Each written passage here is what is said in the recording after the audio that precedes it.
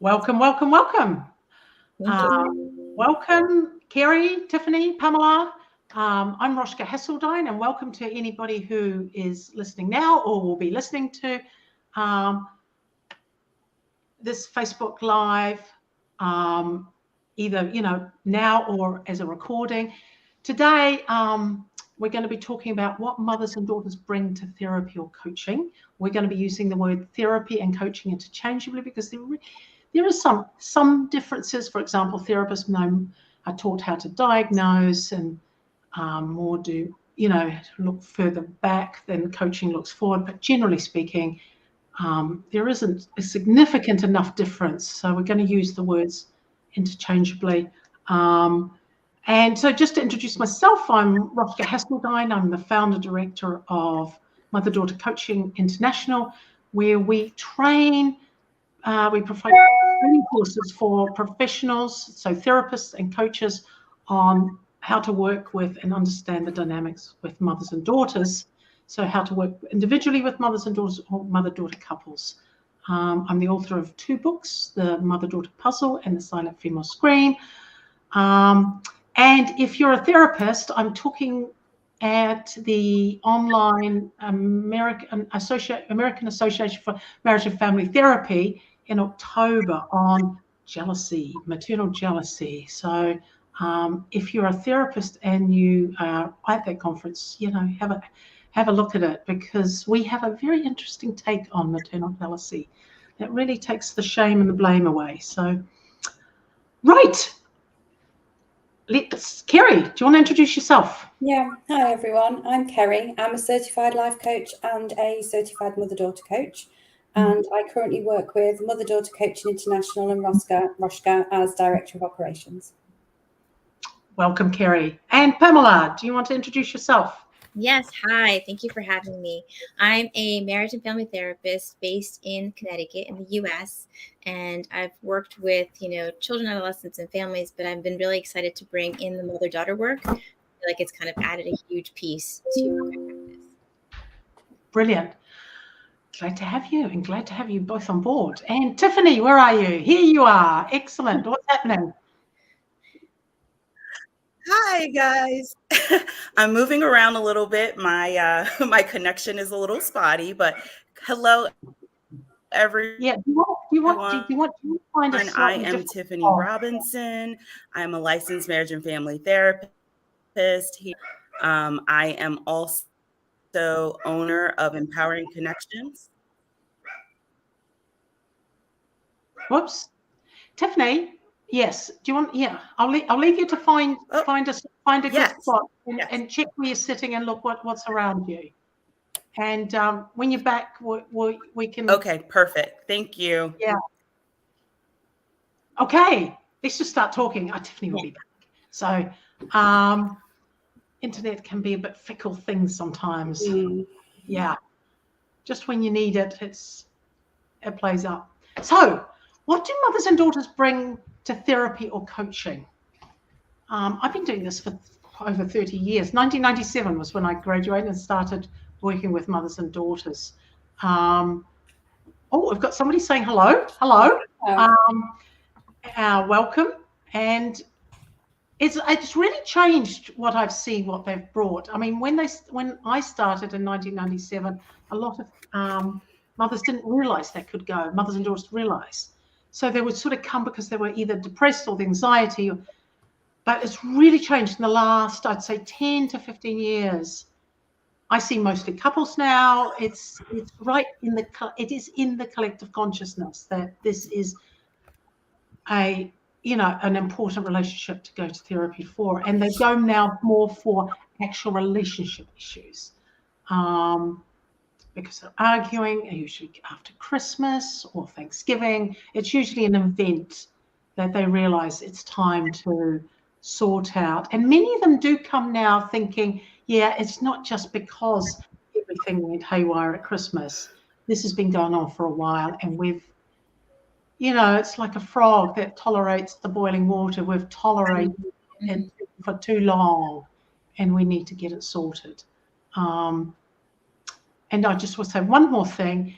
One thing that I've written a blog post on Medium on this. There's a lot more estrangement happening between mothers and adult daughters who are in their 20s and 30s, and so I see a lot more mothers actually coming because their daughter is refusing to have contact, and that's a very worrying trend that's happening at the moment.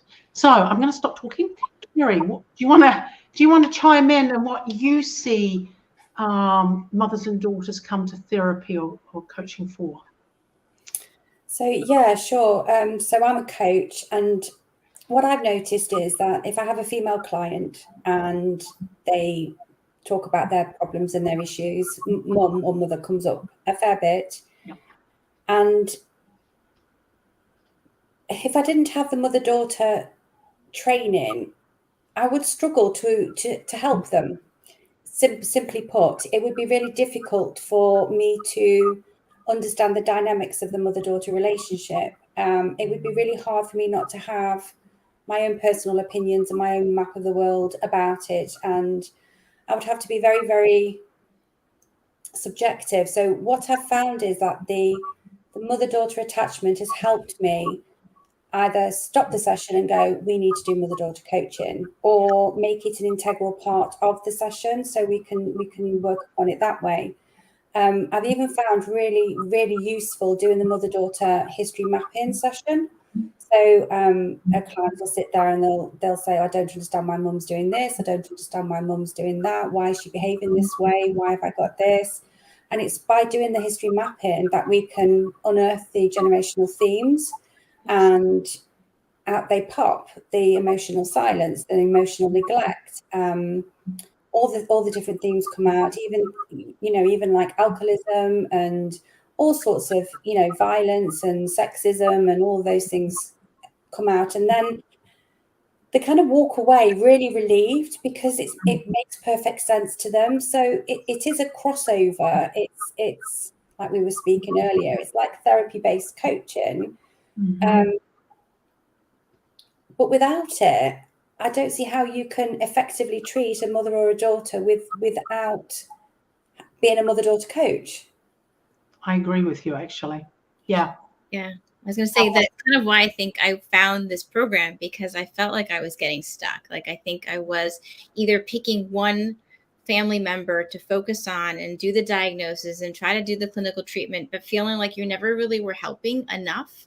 Like you were kind of covering what they were kind of describing as the symptomatic problem, but never getting to like, what does the mom need, or what's been mom's history, or, especially a child and, young adult female would say, like, I don't know why my mom has been like this all this way, and our relationship has always been this way. And they're ready to kind of move forward without really looking at like where it's really coming from, or like what has mom brought, to her that she hasn't processed in a different way.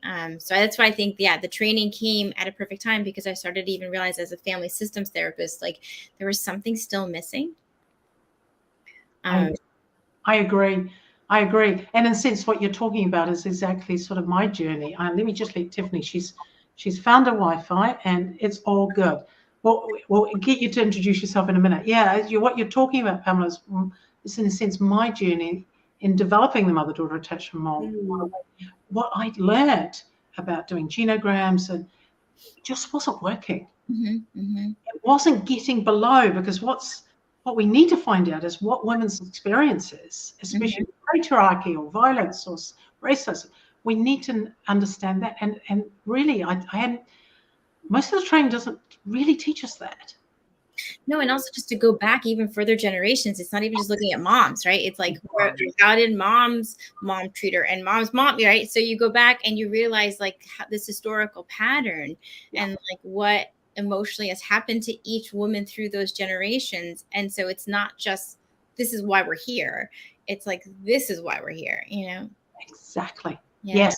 And also taking away the mother blaming. Like it's, classic attachment behavior theory with, my mum wasn't able to be in tune with the daughter. Well, there is way more to that story than just that. And quite frankly, I think it's really harmful to just say, oh, well, it's because of that, or grandma couldn't, it's, No. How are you, Tiffany? Do you want to introduce yourself? Yes. Thank you so much, everyone, for your patience.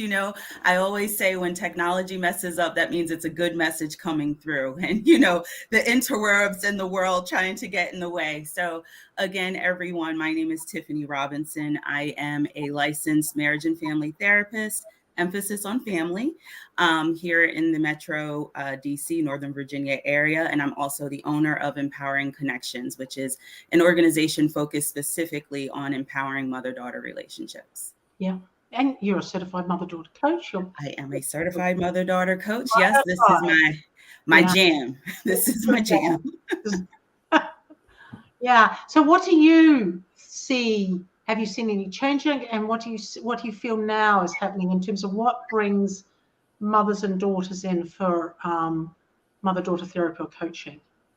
So one of the things I really started to see, I think prior to COVID, the pandemic, and then also post, is just really this desire to be connected. Like there's this strong desire to understand, to know. I primarily work with adolescents, pre-adolescents, and young adults that would be identified as the daughter. And so really wanting their mothers to understand, really wanting them to know, kind of who they are. And then kind of in reverse, right? Like it's on both sides. Mom had a whole life prior to becoming mom. And so who is this person? Who is Tiffany just as Tiffany, Carrie just as Carrie? So this really strong need on both ends to connect with each other, but not really understanding how. And there seeming to be all these walls that are just thrown up and not having the tools or just even knowing where to begin on how to climb those walls. And I would add, actually, some of them, that is exactly what they're desiring. They're feeling like we're not feeling known. Mm-hmm. And, when you ask the daughter, who's your mum outside of, they don't know, idea. But they don't come in languaging it like that often. No. Come in, we're not talking, we're arguing.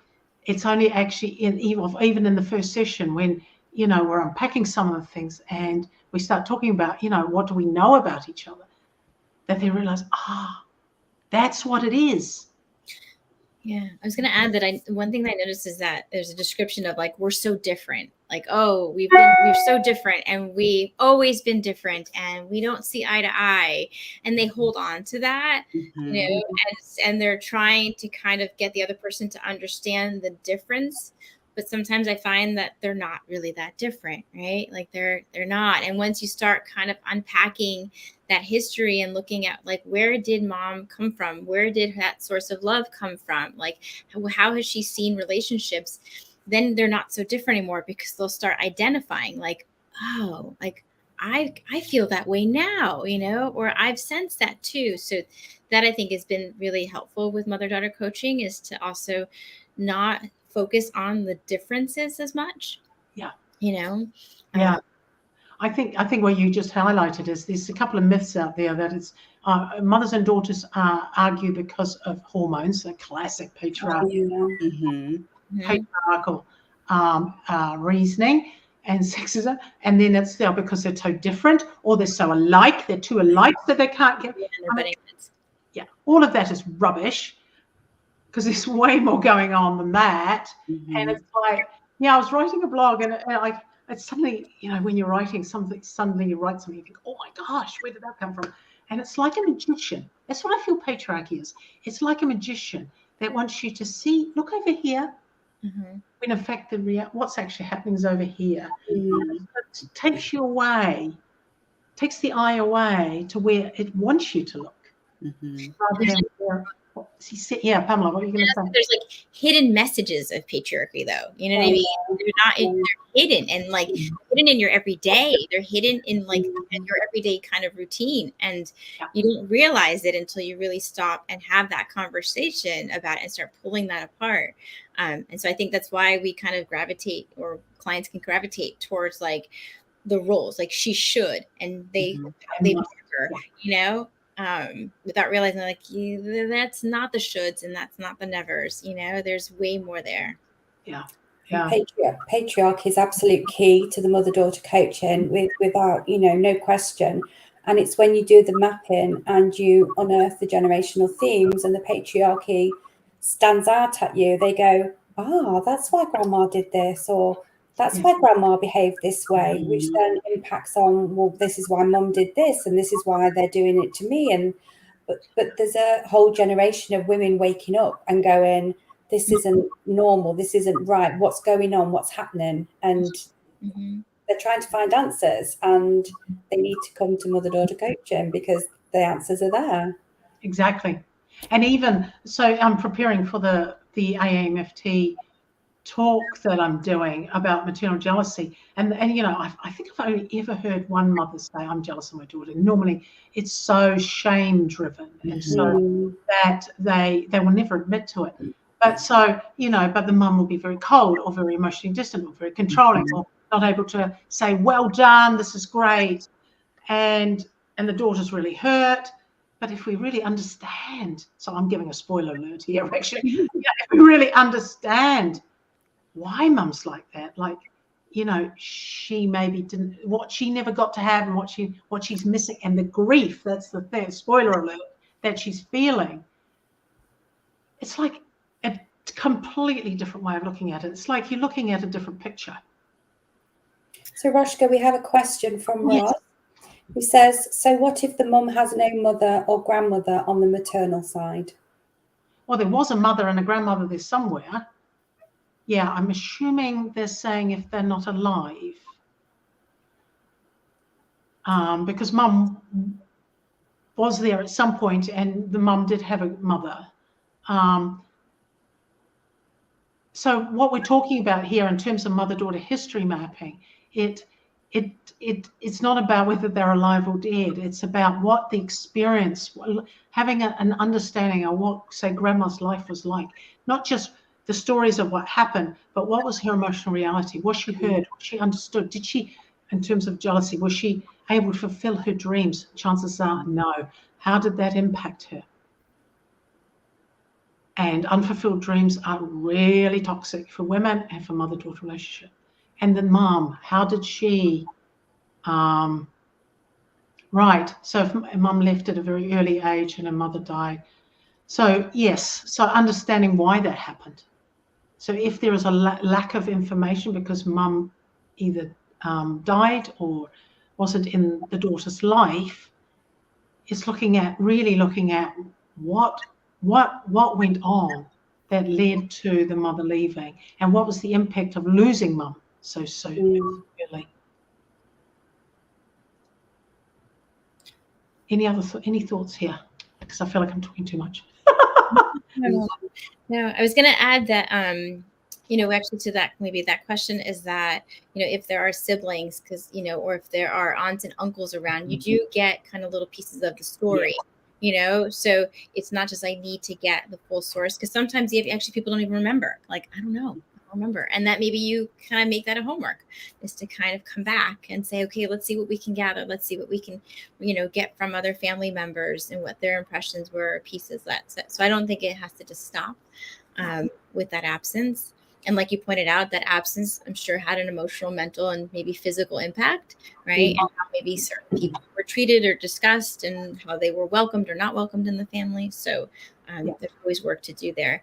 I wanted to add something that I've noticed actually coming into was actually, you know, kind of moms in their like 30s and 40s, not just concerned about like maybe where their daughter's relationship is going with them, but starting to realize too in the culture, like, I've never given myself attention. I've never given myself time. You know, I've been kind of living under this patriarchy as like, once you become a mom, it's never about you. It's always about your kids, you know? And then all of a sudden when the dynamics between a child and parent starts to kind of feel conflictual, like they're starting to realize like, but I have a voice in this too. And I don't even know what that voice really is or where it's come from. So that's where I feel like I've been able to kind of pull apart, not just do the couple work of mother and daughter, but just actually like allow the mom to come in and say like, well, let's kind of figure out where this voice is and like why now it's starting to kind of be a question, you know, like what's stirring up for you? What do you remember? And that's, you know, kind of all of a sudden, sometimes that empowers them to actually even address the conflict that they have with their daughter differently. Yeah. Without even having to do the couple work. Exactly.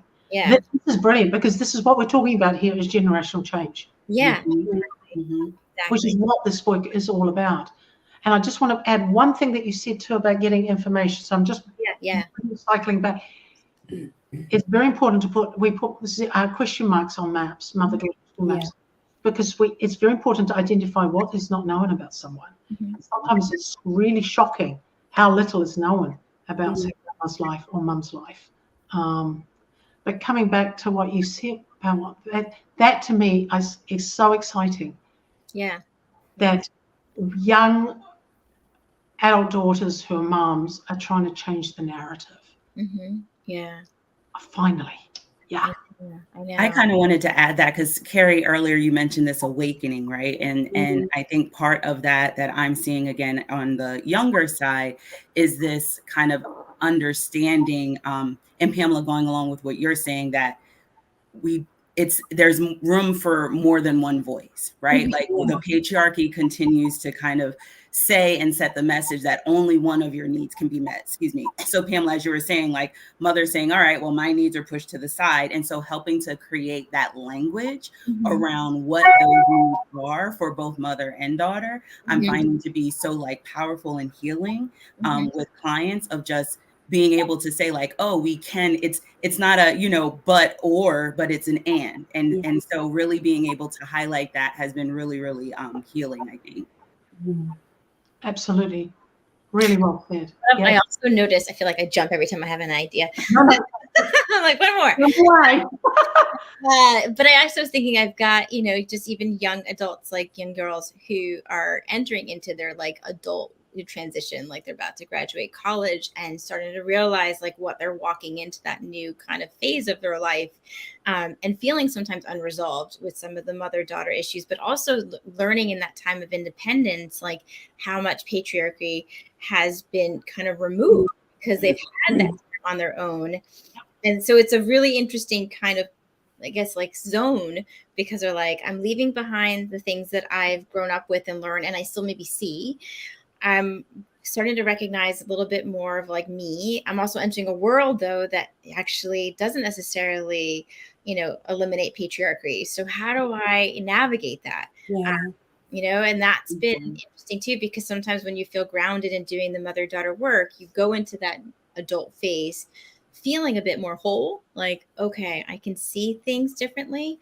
So that's been exciting for me in the practice, to kind of see those young women come in and start to realize that generational change. Yes. I see that with my own children, Pamela, my daughter's age, young adults, and the awakening in them.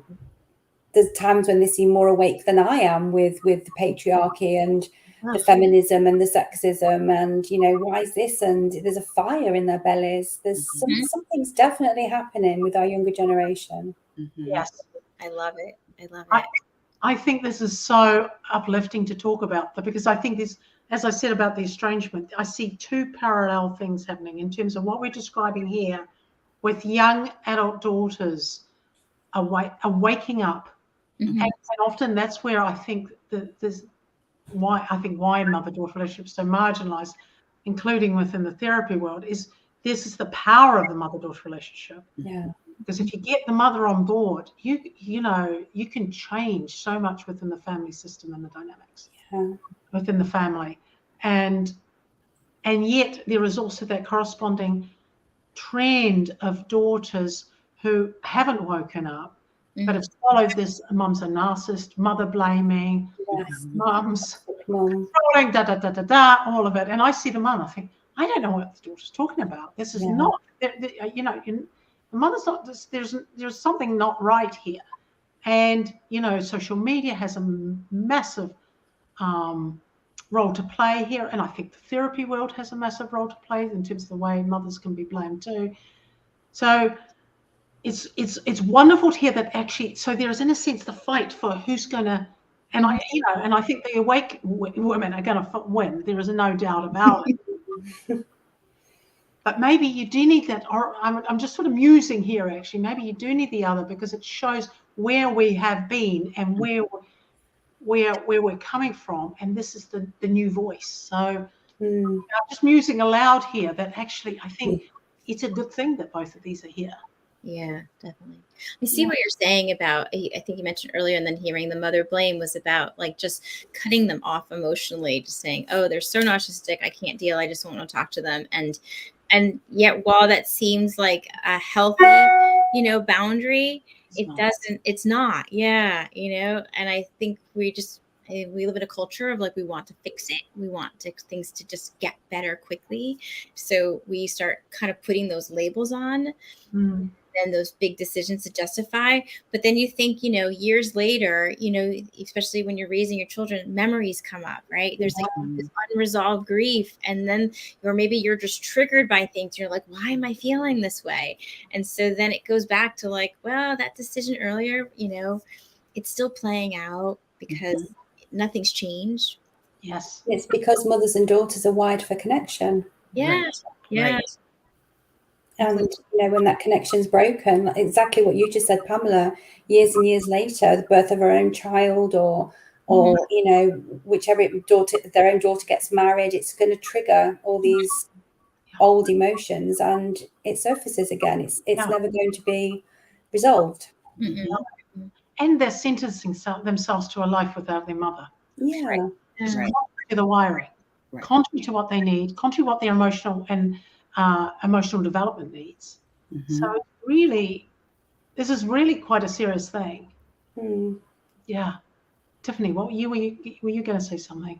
No, I was just going to add, because again, for me, I'm trying to get them on their younger side. So hopefully we can prevent and, try to create some protective factors around some of these things, because we see the impact, right? Like, it's just that important. We see the impact. And so I'm trying to help kind of through the mother-daughter attachment model, really try to create and solidify and strengthen these bonds when they're younger, so that we don't get kind of to that point. So I'm listening to this like, yes, these are all the things that we're working to try to prevent, at least the impact of them and the intensity of them, right? Because life is life, and that's going to occur. But if we can kind of strengthen those connections and those wires when they're, tweens and teens, then, maybe we can prevent that cutoff. Yeah, absolutely. Brilliant. Wow. We've nearly been talking for half an hour. So let's just sort of wrap up for a couple of minutes.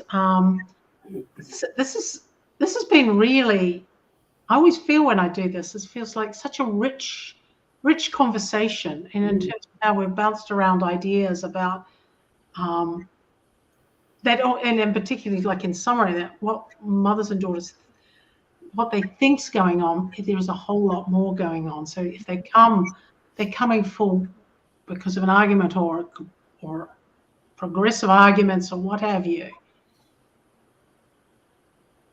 Actually, the work is to find out, what's fueling that, and it's never that one argument. I was gonna say, I feel like they come in with hurt. They come in with pain. Lack of connection. Yep. Yeah. Connection. Yeah. So I think even in the beginning, they just want to be heard, and they want to have a moment of that pain and hurt kind of understood.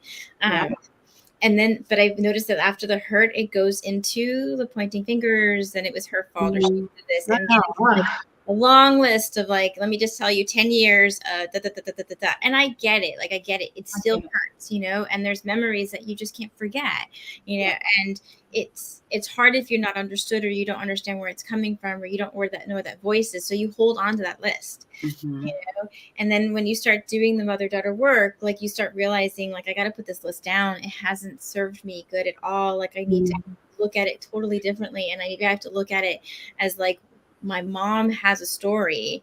I never really asked, I don't want to know like what grandma used to like do on Christmas. It's more like, what was grandma feeling in Christmas, and so no, and chances are we don't know. And why? Yeah. And then, like, why is it we don't know? Like, what was not talked about?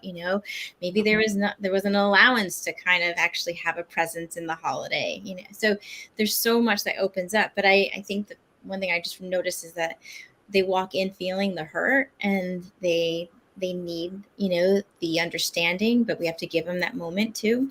Yes. I agree. Pamela, to kind of echo something when you said the list, that aha moment, when this list no longer serves me. Yeah. What I have found is that it's full of, it's a mixed bag of emotions, right? Because it's the realization that I can put this down, and that's a little scary. Because holding on to that list has been a source of protection, a source of coping, a source, a defense mechanism. And so to identify, like, wait, this is no longer serving me, and I need to put this down and step into this new reality, that can be scary, that can be overwhelming. And so it's such an honor to be able to, like, walk alongside a daughter in that space, or a mother in that space, because it can be overwhelming. I've seen lots of tears in that moment, but that's a very, very powerful moment, I think. It really is. Because often the list is also a justification for what I feel. And so when they start actually being able to voice the fullness of what they're feeling and needing, they don't need that. It's like a crutch. They don't need that list anymore. And start seeing mum as a person, which one of the solutions, who perhaps did the best she could with resources she had at the time. Absolutely. I.e. lack of support she had at the time, and the lack of knowledge she had at the time about who she was and what she needed, rather than this expectation that mum should have been this goddess of perfection, perfect lover, which doesn't exist. Yeah. But I feel like that's the patriarchy, right? Like that's where I'm supposed to do and take care of all of us, and And it's infused in religion too. Yeah. I mean, I don't know if you can say this out loud, but I had this insight the other day. I just want to share it. I'm gonna throw it out here. Because it is sort of it comes from sort of Mother Mary being the sort of, the sort of paragon of selflessness. And I thought, she brought up a son who was a rebel. Yeah.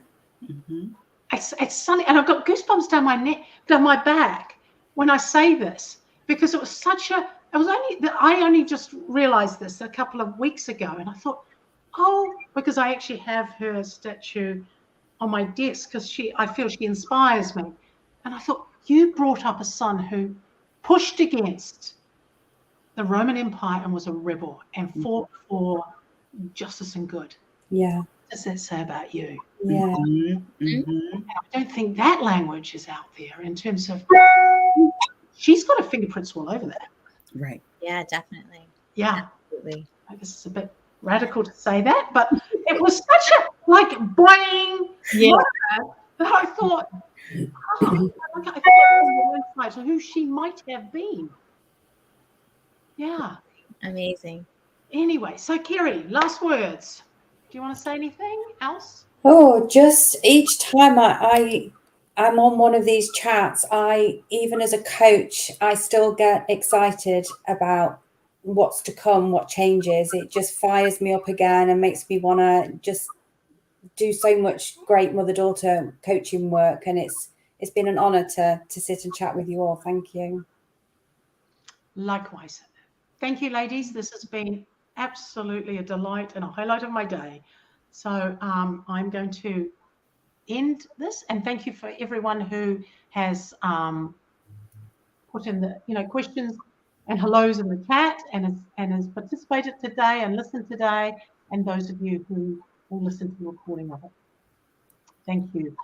Thank you. Just remember that mothers and daughters are really powerful, more powerful than we recognize.